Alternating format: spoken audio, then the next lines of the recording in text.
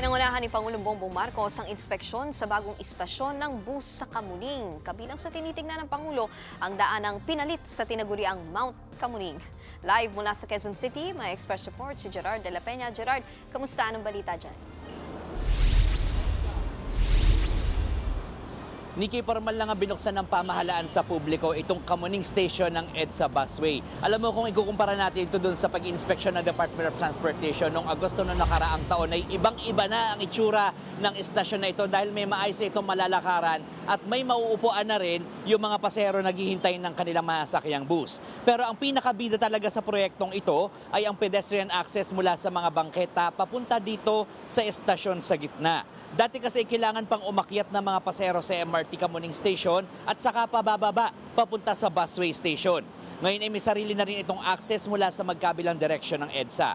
May mga elevators na rin ng stasyon na ito para maging accessible sa mga persons with disabilities, senior citizens, mga buntis o may kasamang bata.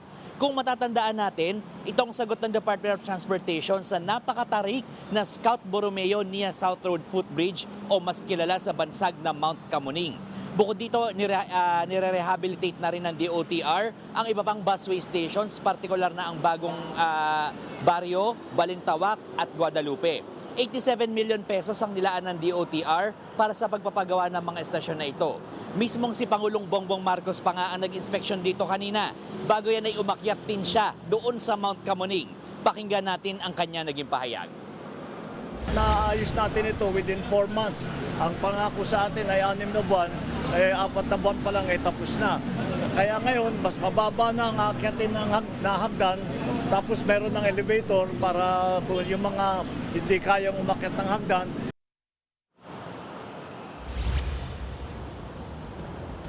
Nikki, sa third quarter ng taong ito ay bubuksan na rin yung mga ipinapagawa pang mga busway stations. At itong Mount Kamuning naman ay titibagin na raw dahil hindi raw ito ligtas gamitin ng mga pedestrians.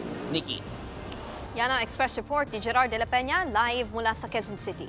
Mga kapatid, Nikki de Guzman po. Para sa pasada ng mga rumaratsyadang balita, mag-follow at mag-subscribe na sa social media pages ng News 5.